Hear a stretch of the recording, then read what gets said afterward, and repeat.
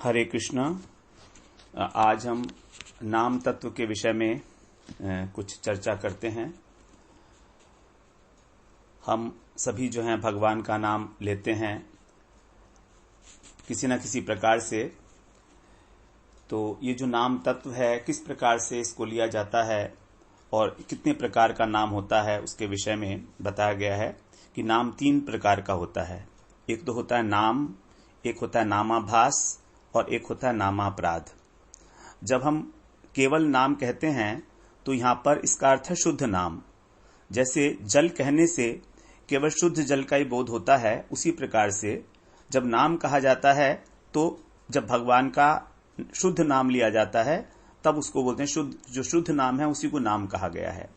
और नामाभास अर्थात जो शुद्ध नहीं है लेकिन नाम का आभास मात्र है। और तीसरा है नामापराध। तो यहां पर 3 प्रकार की चीजें हैं, नाम, नामाभास और नामापराध।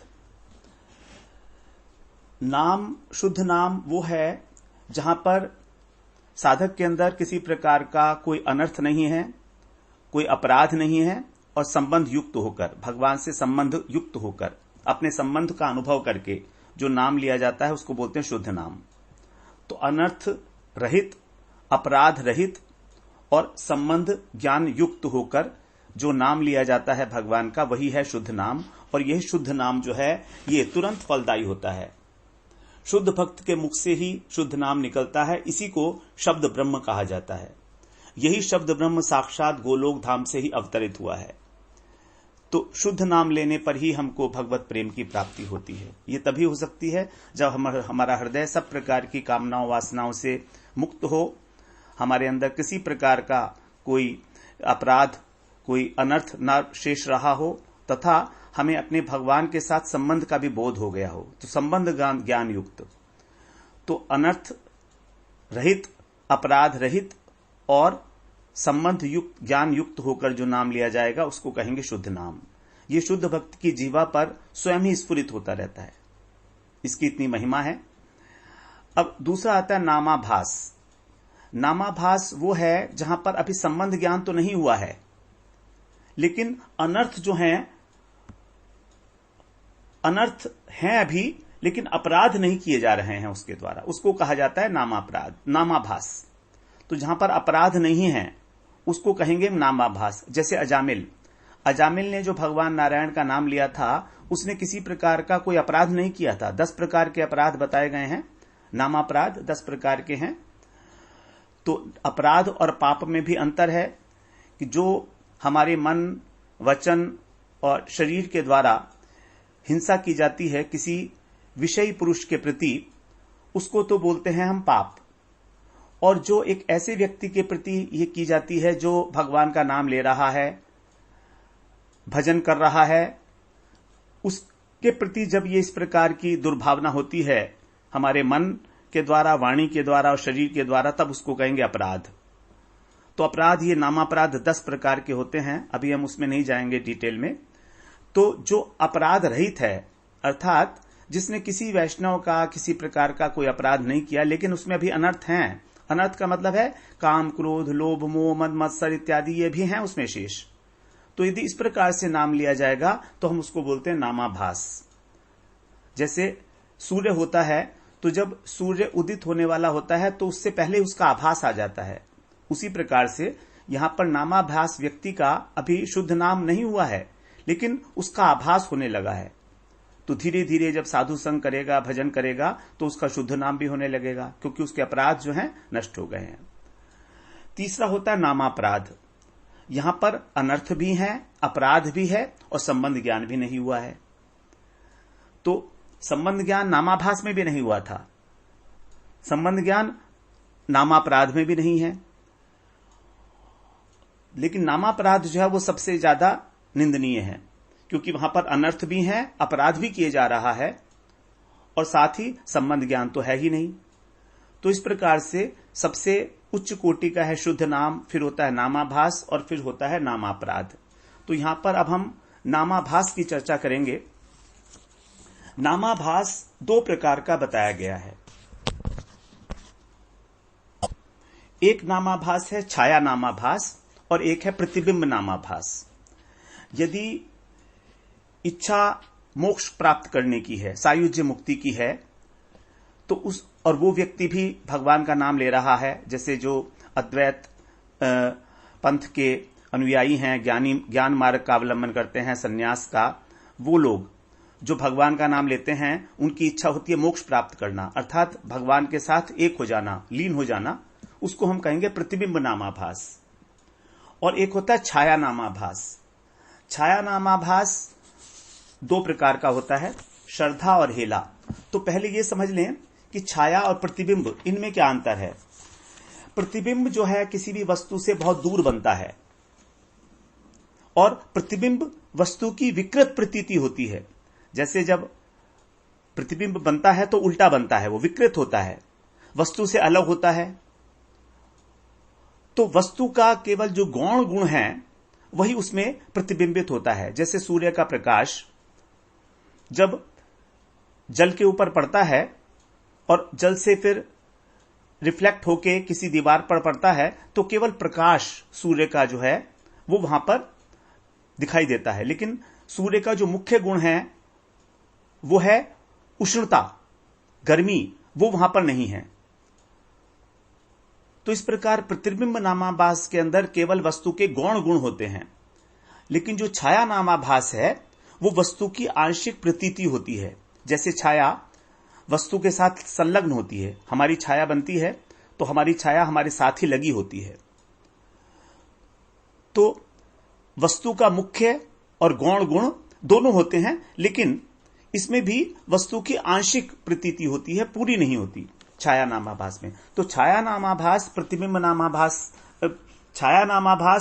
नामाभास से बहुत अच्छा बताया गया है, क्योंकि छाया नामाभास जो है शुद्ध नाम में परिवर्तित हो सकता है, लेकिन प्रतिबिंब नामाभास नहीं होता, क्योंकि वहां पर तो स्वयं ब्रह्म बनने की इच्छा है उस व्यक्ति की, साधक की।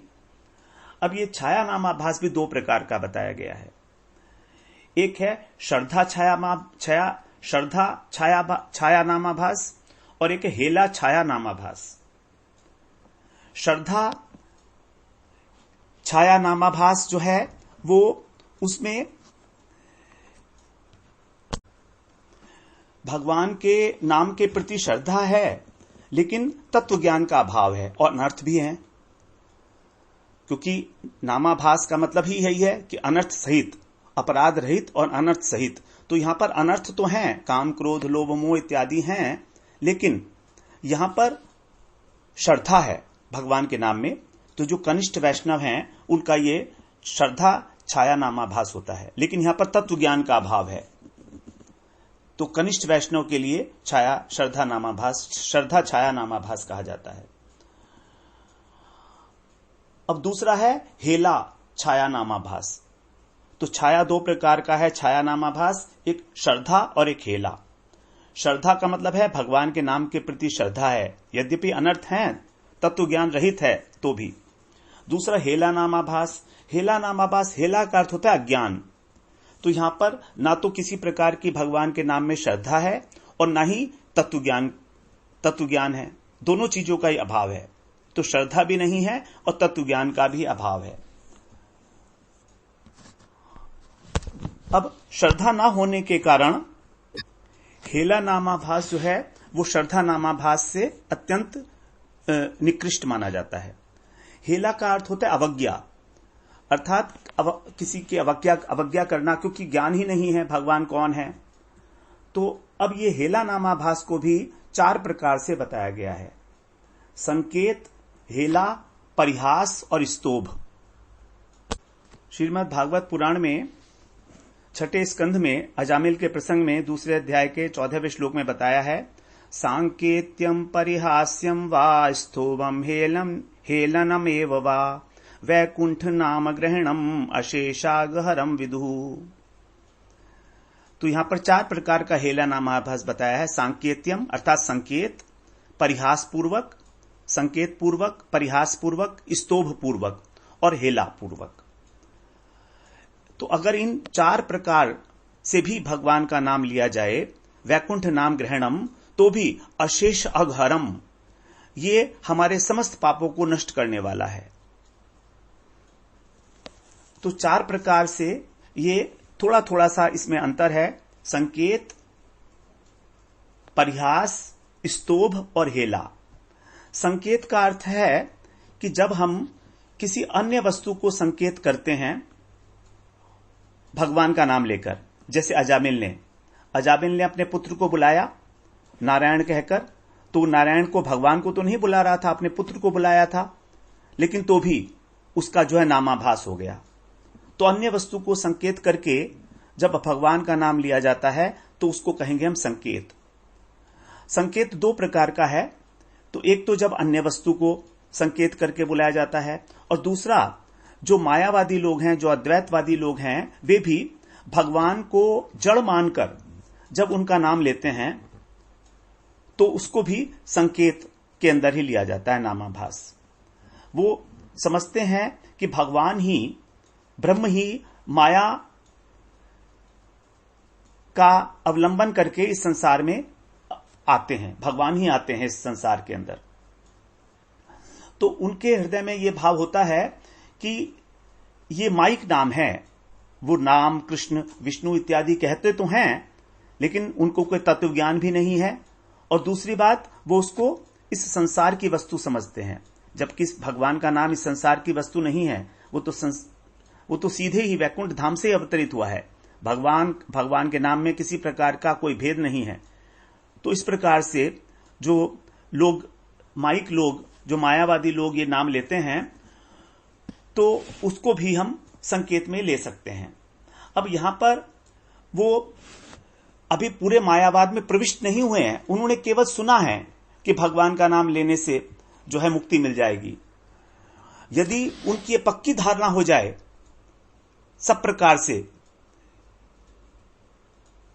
कि ये तो बिल्कुल ही जो है माइक नाम है, तब हम उसको प्रतिबिंब नामाभास कह देंगे। तो प्रतिबिंब नामाभास और संकेत छाया नामाभास में थोड़ा अंतर है। यहां पर अभी संकेत छाया नामाभास में उनकी धारणा ये पक्की नहीं हुई है कि भगवान जो है माइक हैं, भगवान माया के वश में होने योग्य हैं। थोड़ा सा ये अंतर माना जाएगा। अब दूसरा आता है परिहास। परिहास का मतलब है हंसते हुए, जैसे कि मजाक करते हुए। जैसे जरासंध जो है जब भगवान को बुलाता है तो उसको बोल देता है भगोड़ा।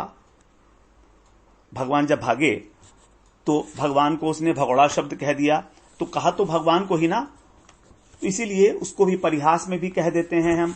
जैसे कोई व्यक्ति वैष्णव जा रहा है तो दूसरा व्यक्ति उससे बोलता है हरे कृष्णा इधर आओ, हरे कृष्णा इधर आओ, तो वो हरे कृष्णा उसको कह के बुलाता है परिहास के अंदर, मजाक उड़ा रहा है उसकी, इसको बोलेंगे परिहास। अब तीसरा आता है स्तोभ। थोड़ा थोड़ा सा अंतर है, इसको समझना पड़ेगा। तीसरा आता है स्तोभ। स्तोभ का मतलब है राग अलापना। रामा हो रामा, जैसे बीच बीच में हम फिल्मी ट्यून के अंदर भी बीच बीच में बोल देते हैं रामा हो रामा, तो उस प्रकार से राग अलापते हुए जब भगवान का नाम लिया जाता है तो उसको बोलते हैं स्तोभ। जैसे शिशुपाल है, शिशुपाल जब उसमें युधिष्ठिर जी की जो सभा थी उसके अंदर जब शिशुपाल भगवान को गालियां दे रहा था रासूय यज्ञ के समय, तो बड़े अपनी अंग भंगी दिखा रहा था कृष्ण को चिढ़ाने के लिए, और बड़े छंद बना बना के बोल रहा था। तो अंग भंगी दिखाकर बोलना, राग अलापते हुए, इसको बोलेंगे हम स्तोभ। अब परिहास और स्तोभ, इन दोनों के अंदर स्तोभ जो है वो अधिक निंदनीय है, क्योंकि यहां पर हाथ पैर के द्वारा, वाणी के द्वारा जो है भावों को मटकाया जाता है, हाथ पैर को नचाया जाता है स्तोभ के अंदर। तो परिहास से भी अधिक निंदनीय हो जाता है स्तोभ। और हेला जो है वो कहते हैं जैसे अवज्ञापूर्वक किसी को बुलाना। तो यहां पर परिहास में हम ये नहीं कहेंगे, परिहास के अंदर हम लोगों ने चर्चा की थी हरे कृष्णा कहकर किसी को पुकारते हैं, लेकिन वो जो है परिहास था। लेकिन यहां पर अवज्ञापूर्वक, व्यंग्यपूर्वक जब बुलाते हैं किसी को, तो भी हरे कृष्णा कह के जब बुलाएंगे किसी को तो उसको कहेंगे हेला नामाभास। हेला का अर्थ है अवज्ञा, अज्ञान, अज्ञान के कारण अवज्ञा हो रही है। तो इस प्रकार से तो परिहास के अंदर जब हंसी मजाक करने में जरासंध ने भगवान को हंसते हंसते बुलाया कि देख, कमेंट मारा उनके ऊपर कि देखो भगोड़ा है, भागवत में ऐसे कई प्रसंग हैं जहां पर भगवान के ऊपर जो है मजाक की गई है, तो वो सब परिहास है। स्तोभ का मतलब है जब राग अलापते हैं।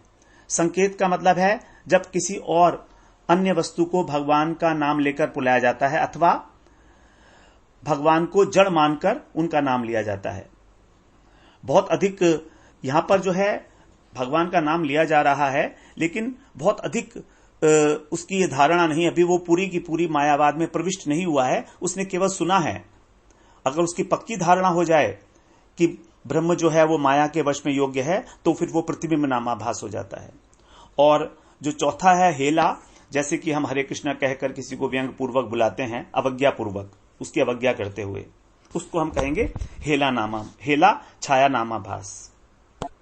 अब इस नामाभास से भी भगवान का जब नाम लिया जाता है हेला पूर्वक नामाभास जो है, उससे भी संसार के भोग प्राप्त हो जाते हैं, यहां तक कि मोक्ष भी प्राप्त हो जाता है। जैसे अजामिल के केस में उनको तो जब मुक्ति हो गई थी तो उन्होंने जब भगवान का भजन किया था तो उनको वैकुंठ धाम की प्राप्ति हुई थी, लेकिन जो उनकी मृत्यु थी वो टल गई थी केवल नामाभास के द्वारा, संकेत नामाभास के द्वारा ही। इस प्रकार से जो है नाम जो है 3 प्रकार का हम लोगों ने श्रवण किया, शुद्ध नाम, नामाभास और नामापराध। अब यहां पर नाम में 2 प्रकार के व्यवधान और बताए जाते हैं। जब हम हरे कृष्ण महामंत्र का जाप करते हैं तो 2 प्रकार के व्यवधान बताए गए हैं। एक है वर्ण व्यवधान और एक है तत्व व्यवधान। वर्ण व्यवधान का नाम है कि हरे कृष्णा कहते कहते बीच में ही कोई और शब्द बोल दिया, जैसे हरे कृष्णा इधर आओ भाई, क्या कर रहे हो, हरे राम राम राम हरे हरे, क्या कर रहे हो भैया, आजो आजो, हरे राम राम राम, बीच बीच में बोल देना। तो उसमें जो शब्द है वो टूट गया बीच में से, तो इसको बोलते हैं वर्ण व्यवधान। खंडित हो जाता है नाम का स्वरूप जब नाम के बीच में कोई अन्य वर्ण आ जाता है। जैसे यदि रा कहा और उसके बाद बोल दिया वन, तो रावण बन गया। मैं बोला नहीं हरे रावण म, इस प्रकार से हरे राम राम के बीच में अगर रा और मौ के बीच में वन आ गया तो रावण बन गया वो। तो वर्ण व्यवधान बोलते हैं इसको। और तत्व व्यवधान का मतलब है कि नाम और नामी में भेद समझना, कि नाम अलग है और नामी अलग है। ब्रह्म ही माया को से ग्रस्त होकर जीव बन गया है, तो ये जो तत्व व्यवधान है यही वास्तव में कारण है प्रतिबिंब नामाभास का। प्रतिबिंब नामाभास जो है उसके इसीलिए होता है क्योंकि वो तत्व व्यवधान है, वहां पर तत्व ज्ञान नहीं है। तो इस प्रकार से यदि हम अशुद्ध नाम लेते हैं तो फल देने में समर्थ नहीं हो सकता, क्योंकि उसका स्वरूप खंडित हो गया। तो इसीलिए नाम का उपदेश देने से पहले ये हमेशा देखना चाहिए कि उस व्यक्ति के अंदर श्रद्धा है कि नहीं है, क्योंकि जिसका नाम लिया जा रहा है और जिससे नाम लिया जा रहा है, यदि उन दोनों पर ही श्रद्धा नहीं है तो नाम अपना फल कैसे देगा। तो नाम देने वाले गुरु के ऊपर श्रद्धा और भगवान के ऊपर श्रद्धा, दोनों के ऊपर ही, शास्त्रों के ऊपर श्रद्धा, ये दोनों ही बातें आवश्यक हैं। यदि श्रद्धा नहीं है तो हमें सबसे पहले नाम की महिमा समझाकर उसको किसी उपाख्यान के द्वारा, तत्व ज्ञान के द्वारा उसको समझानी पड़ेगी कि नाम की क्या महिमा है। अन्यथा यदि वो बिना श्रद्धा के ही नाम लेता है तो जो देने वाला है उसकी भी हानि हो सकती है और जो ले रहा है उसका भी कोई जो है फल उसको नहीं मिलेगा। तो हां, कुछ ना कुछ सुकृति बनेगी, क्योंकि भगवान का नाम तो कहा जाता है कैसे भी किसी भी हालत में लो, लेकिन श्रद्धा होनी अत्यंत आवश्यक है। तो श्रद्धा नामाभास जो है, श्रद्धा छाया नामाभास, यही जो है कनिष्ठ वैष्णव के द्वारा लिया जाता है और यही धीरे धीरे जो है शुद्ध नाम के अंदर पर्यवसित हो जाता है। तो इस प्रकार हम लोगों ने नाम तत्व के ऊपर चर्चा की थोड़ी सी, कि नाम 3 प्रकार का होता है, शुद्ध नाम, नामाभास और नामापराध। नाम में 2 प्रकार के व्यवधान होते हैं, वर्ण व्यवधान और तत्व व्यवधान। श्रद्धा छाया नामाभास ही हमारा शुद्ध नाम में परिवर्तित हो सकता है जब हम तत्परता पूर्वक, सावधानी पूर्वक, एकाग्रता से साधु संग में भजन करते हैं, तो वही शुद्ध नाम बन जाता है। क्योंकि श्रद्धा यदि नहीं है तो पहले नाम देने से पहले उसकी श्रद्धा की योग्यता बनानी चाहिए किसी प्रकार से उसकी गुरु में, भगवान में श्रद्धा उत्पन्न हो जाए, तभी उस श्रद्धावान व्यक्ति को ही नाम का उपदेश देना अभीष्ट है। वांछा कल्पतरुभ्यश्च कृपा सिंधुभ्यैव च पतितानां पावनेभ्यो वैष्णवेभ्यो नमो नमः।